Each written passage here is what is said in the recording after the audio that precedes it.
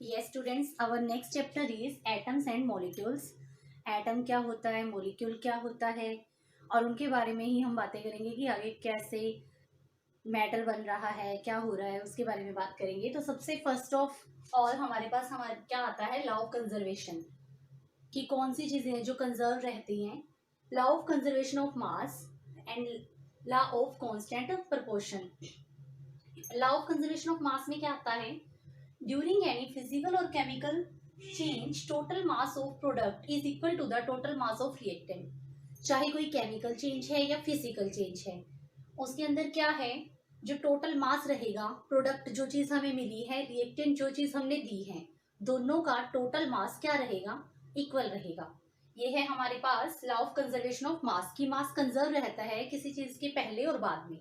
Okay, next one है law of constant proportion, यानी कि किसी चीज का एक कांस्टेंट प्रोपोर्शन के अंदर मिक्स होना।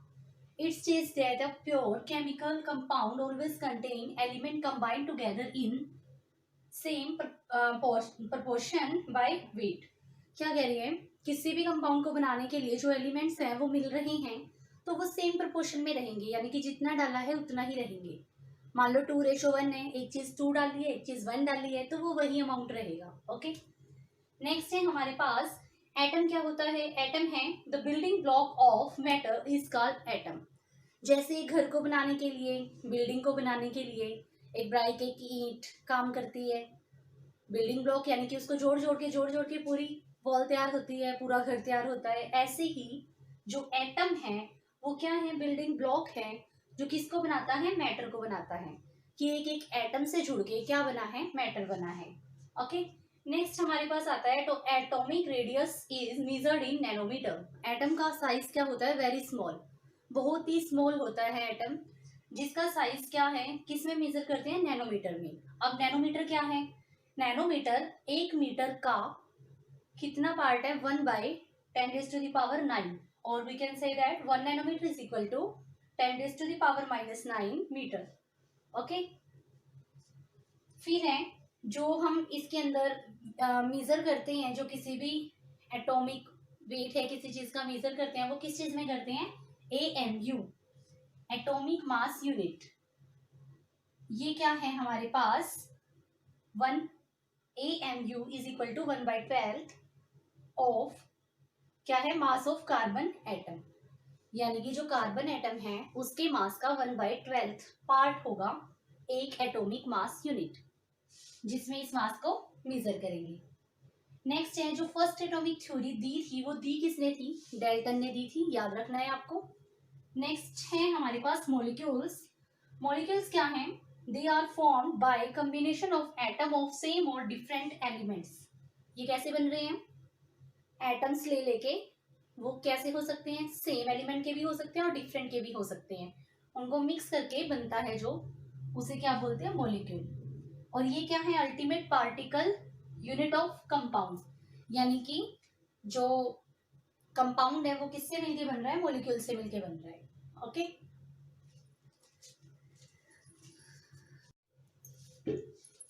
यस स्टूडेंट्स, अब हम कुछ सिंबल्स के बारे में बात करेंगे जो डाल्टन ने यूज किए थे, और अब जो मॉडर्न अब यूज हो रहे हैं उनके बारे में बात करेंगे। जो डाल्टन ने यूज किए थे वो कुछ ऐसे थे, हाइड्रोजन के लिए फॉस्फोरस के लिए copper, gold, carbon, sulphur, lead, platina, oxygen, iron, S, silver के लिए है मरकरी।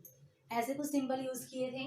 बट जो IUPAC है, यानी कि international union of pure and applied chemistry, chemistry में जो इनको नाम दिए गए वो इंग्लिश के अकॉर्डिंग दिए गए थे। तो इनके नाम क्या दिए गए थे, इन्होंने अप्रूव किया नाम को, जैसे हाइड्रोजन है उसके नेम का फर्स्ट लेटर, एल्यूमिनियम के नेम के फर्स्ट 2। बट ये भी ध्यान रखना है आपको कि यहाँ पे छोटा एल आएगा, कैपिटल वाला नहीं आएगा। ओके, सेम कोबाल्ट के लिए CO, यहाँ पे O क्या है, स्मॉल वाला है, यहाँ पे कैपिटल वाला है, तो कैपिटल वाला नहीं आएगा, स्मॉल वाला आएगा। ओके, नेक्स्ट वन है हमारे पास एटॉमिक मास। क्या है, अभी हम पढ़ के आए हैं एटॉमिक मास, किसी भी एटम का अगर मास निकालना है तो वो किस चीज की हेल्प से निकलेगा, कार्बन एटम के मास की हेल्प से निकलेगा। वो कैसे, क्योंकि 1 एटॉमिक मास यूनिट किसके इक्वल होती है, again 1/12 of mass of carbon atom. Okay, जो आपको सिंबल जो भी हमने यूज करने हैं वो कहाँ मिलेंगे आपको, टेबल 3.1 में मिलेंगे, उसको लर्न करोगे। और जो हमारे पास एटॉमिक मास की बात है तो वो कुछ मासेस गिवन है आपको टेबल 3.2 में, आप उसको लर्न करोगे। नेक्स्ट वन है हमारे पास आयंस। आयंस क्या है, एटम और ग्रुप ऑफ एटम जब अपने पास कोई ना कोई चार्ज रखते हैं और सॉल्यूशन के अंदर फ्रीली एग्जिस्ट करते हैं, यानी कि बाउंड नहीं है, फ्रीली घूम सकते हैं इधर उधर सॉल्यूशन में, उनको बोलते हैं आयंस। आयंस के टू टाइप हैं, पॉजिटिवली चार्ज और नेगेटिवली चार्ज। जो पॉजिटिवली चार्ज है उसे क्या बोलते हैं, कटायन। जो नेगेटिवली चार्ज है उसे क्या बोलते हैं, अनायन। ओके, याद रखना है इस चीज को।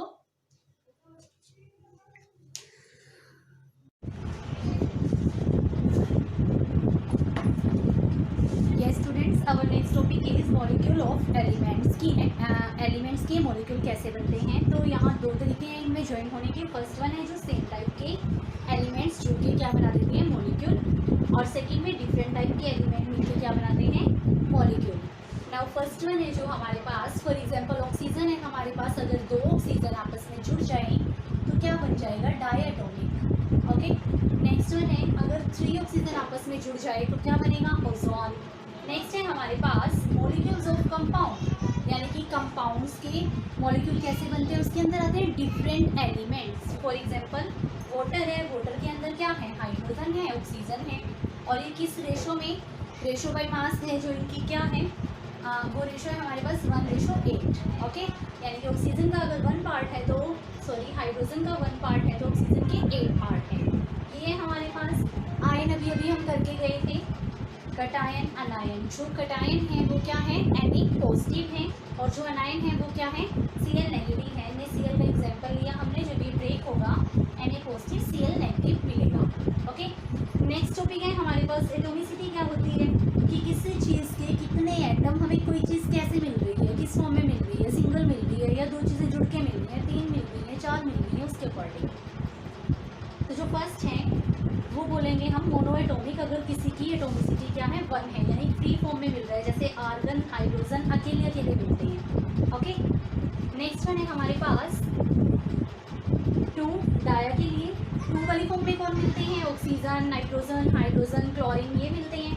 ट्राई 3 की फॉर्म में मिले, टेट्रा 4 की में, अगर मैनी में मिले तो उसे बोलेंगे पॉली। इसके लिए आपको टेबल 3.3 लर्न करनी है। ओके, देखना है उसको और उसको लर्न करना है, अंडरस्टैंड।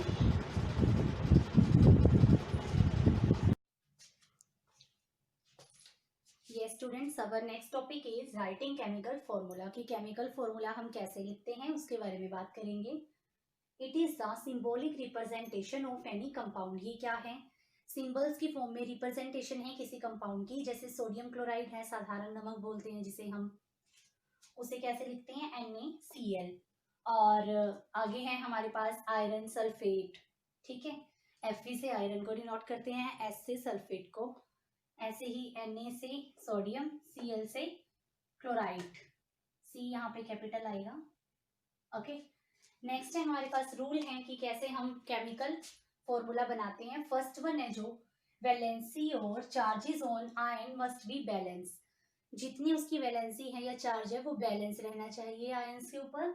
नेक्स्ट है symbol of metal is to be followed by non metal. जो मेटल वाली चीज है, एलिमेंट है, वो पहले आएगा, उसके बाद नॉन मेटल आएगी। जैसा यहाँ पे देख रहे हो, सोडियम मेटल है और क्लोरीन नॉन मेटल है, तो सोडियम पहले आया है, क्लोरीन बाद में आया है। नेक्स्ट है ion is to be enclosed in bracket before writing the number to indicate the ratio. जो रेशो इंडिकेट करनी है किसी भी आयन की, वो कैसे करोगे, पहले आयन को ब्रैकेट के अंदर बंद कर दोगे, जैसे OH है, ब्रैकेट में बंद करके फिर यहाँ पे कुछ लिखते हैं, फिर देते हैं उसकी रेशो। ओके, उसके बाद नेक्स्ट कंसेप्ट आता है एटम क्या है। एटम क्या है हमारे पास, इसको हम 4th चैप्टर में डिटेल में पढ़ेंगे, लेकिन अभी थोड़ा सा, क्योंकि इसमें आपको फॉर्मूला लिखना है तो आपको थोड़ी नॉलेज होनी चाहिए, दैट्स व्हाई अभी मैं थोड़ा सा बता देती हूँ। एटम के अंदर क्या होता है, ये बीच वाला जो पोर्शन है इसे बोलते हैं न्यूक्लियस। ये जो बीच में है इसके अंदर होता है प्रोटॉन और न्यूट्रॉन। ओके, ये जो साइड वाले छल्ले दिखाए हुए हैं, रिंग हैं, ये फर्स्ट में आते हैं 2 इलेक्ट्रॉन और नेक्स्ट में आते हैं 8 इलेक्ट्रॉन। ठीक है, यहाँ होते हैं इलेक्ट्रॉन्स। ये एक एटम की स्ट्रक्चर है। इस स्ट्रक्चर पे जाने के लिए हमें इससे पहले बहुत सारी स्ट्रक्चर स्टडी करनी है, वो 4th चैप्टर में करेंगे हम। ओके, फिर कंसेप्ट आता है इलेक्ट्रॉनिक कॉन्फ़िगरेशन। जो हमारे पास क्या है, नंबर ऑफ इलेक्ट्रॉन है या नंबर ऑफ प्रोटॉन है, वो क्या होता है, उसका एटॉमिक नंबर होता है किसी भी एटम का। तो जितना एटॉमिक नंबर होता है उसको डिवाइड करके हम इस फॉर्म में लिखते हैं 288। आप ये भी टेबल देखोगे 4th चैप्टर के अंदर है टेबल 4.1, उसमें आपको सबका गिवन है, एटॉमिक नंबर क्या है, इलेक्ट्रॉन कितने हैं, ये चीज, और उसकी कॉन्फ़िगरेशन। तो ये कॉन्फ़िगरेशन कैसे बन रही है ये देखिए। जैसे हाइड्रोजन का 1 है तो 1 का 1 ही रहेगा, हीलियम का 2 है 2 का 2 ही रहेगा, लेकिन जैसे ही 2 से ज्यादा इलेक्ट्रॉन आए वैसे ही क्या हो जाएगा, जैसे लिथियम में 3 आई तो फर्स्ट सेल में तो 2 चले गए, नेक्स्ट में कितना बचा 1। ओके, मैक्सिमम 8 आ सकते हैं, 8 से ज्यादा हो जाएगा, जैसे लिथियम में 3 आई तो फर्स्ट सेल में तो 2 चले गए, नेक्स्ट में कितना बचा 1। ओके, मैक्सिमम 8 आ सकते हैं, 8 से ज्यादा नहीं आ सकते। ऐसे ही इसका आ गया 2 2 आ गया, यहाँ पे 11 है तो 2 8 1 आ गया। ओके, इसको ध्यान से देखना, टेबल में आपको समझ आ जाएगा। नेक्स्ट है हमारे पास, क्योंकि फॉर्मूला राइट करने के लिए ही हमने ये सारा शेड्यूल देखा है कि इसको ऐसे करना है। फॉर्मूला कैसे लिखेंगे, NaCl है, सॉरी HCl है हमारे पास, HCl, H की वैलेंसी कितनी है 1, Cl की वैलेंसी कितनी है 1। अब ये वैलेंसी होती क्या है, ये आपको उस टेबल से पता लगेगा कि लास्ट शेल में पूरा होने के लिए या तो लास्ट शेल में 2 होने चाहिए, जैसे अगर फर्स्ट है तो 2 हो, अगर सेकंड तक आ रहा है, मान लो यहाँ तक आ रहा होता तो 8, यहाँ तक कंप्लीट था, लेकिन जो एक्स्ट्रा बच गया, जैसे यहाँ पे, वहां क्या बचा है 1, इसका मतलब 1 उसकी वैलेंसी है कि एक उसके पास एक्स्ट्रा है। 8 में से लेके चलना है हमने, मान लो 8 है हमारे पास, अगर आपके पास लास्ट वाली सेल में 1 2 3 या 4 होता है फिर तो वैलेंसी आएगी सेम सेम, बट अगर आपके पास 5 6 7 होता है फिर वैलेंसी इसको 8 में से माइनस करके आएगी।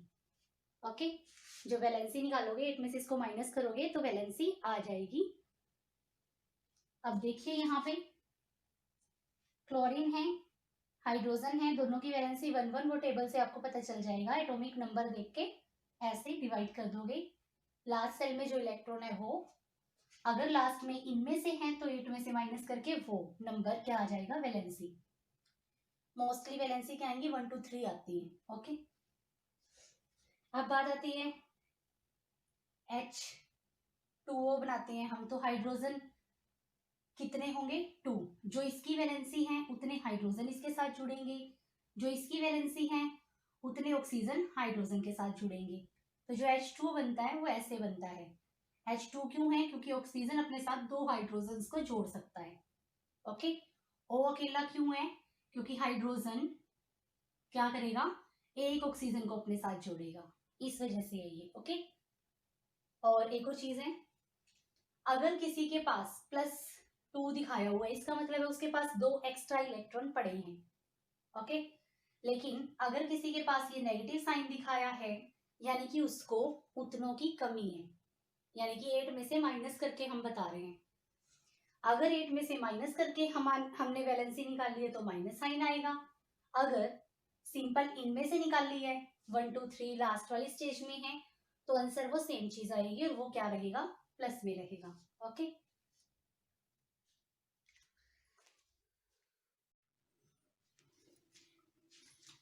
yes students, our next topic is molecular mass and mole concept कि molecular mass क्या होता है और mole concept क्या होता है। तो सबसे पहले हम पढ़ते हैं molecular mass, ये क्या है, it is a sum of atomic masses of all the atom present in molecule of a substance। ये क्या है, सम है सारे एटॉमिक मासेस का जो किसके अंदर प्रेजेंट है, एक मॉलिक्यूल के अंदर प्रेजेंट है। ओके, नेक्स्ट है हमारे पास वाटर का बताया हुआ है मॉलिक्यूलर मास कैसे कैलकुलेट करना है। तो फर्स्ट ऑफ ऑल वाटर का केमिकल फॉर्मूला H2O है, आपको पता है। नेक्स्ट है हमारे पास atomic mass of hydrogen, hydrogen का एटॉमिक मास होता है 1 यूनिट। ओके, और बाकी सारे एलिमेंट्स का atomic mass near about double करके आता है उसके एटॉमिक नंबर को, लेकिन हाइड्रोजन एक ऐसा है जिसका क्या है, एटॉमिक नंबर और एटॉमिक मास दोनों सेम है, जो क्या है 1 यूनिट। तो नेक्स्ट हमारे पास है molecular mass of hydrogen, H2 का कैसे निकालेंगे, 2 से मल्टीप्लाई कर देंगे 1U को, तो हमारे पास आ जाएगा 2 unit. Okay, atomic mass of oxygen 16 unit. तो हमें निकालना है मोलर मास ऑफ वाटर, यानी कि कोलेक्टिवली निकालना है H2O का। तो सबको ऐड कर देंगे, जैसे यहाँ पे हमने 2U कैलकुलेट किया, यहाँ पे 16U, मिला करके क्या बन गया है 18U। ओके, ये आ गया आपके पास molar mass of water. Next आता है formula unit mass. Now formula unit mass क्या है, बिल्कुल सेम है जैसे मोलिकुलर मास है, बस डिफरेंस कितना है इसमें, सिर्फ इतना सा है कि जिसके लिए हम ये फॉर्मूला यूनिट वर्ड यूज करेंगे वो क्या होगा, जो सब्सटेंस है वो आयंस की फॉर्म में ब्रेक हो सकता है, जैसे NaCl है, Na पॉजिटिव Cl नेगेटिव में ब्रेक हो सकता है ना, तो उसके लिए हम मोलिकुलर मास ना बोल के क्या बोलेंगे, फॉर्मूला यूनिट मास बोलेंगे। नेक्स्ट हमारे पास आता है मोल कंसेप्ट। मोल कंसेप्ट क्या है, इसमें ये बताते हैं कि किस चीज के कितने मोल मिलके क्या सब्सटेंस बना रहे हैं। जैसे वाटर के लिए है, यहाँ पे क्या है, हाइड्रोजन ऑक्सीजन मिलके वाटर देते हैं, हाइड्रोजन के 2, ओके 2 मोल्स है ना हाइड्रोजन के हमारे पास, तो इसका कलेक्टिवली हम क्या निकाल लेंगे, मास निकाल लेंगे, और इसका भी कलेक्टिवली एटॉमिक मास निकाल लेंगे, दोनों को एडअप कर देंगे तो वाटर का आ जाएगा। देखिए यहाँ पे कैलकुलेट किया हुआ है। तो इस तरीके से वाटर का आपके पास क्या आ जाएगा, हमारे पास एटॉमिक मास टोटल आ जाएगा, मोलिकुलर मास जो कितना आ जाएगा 36 यूनिट।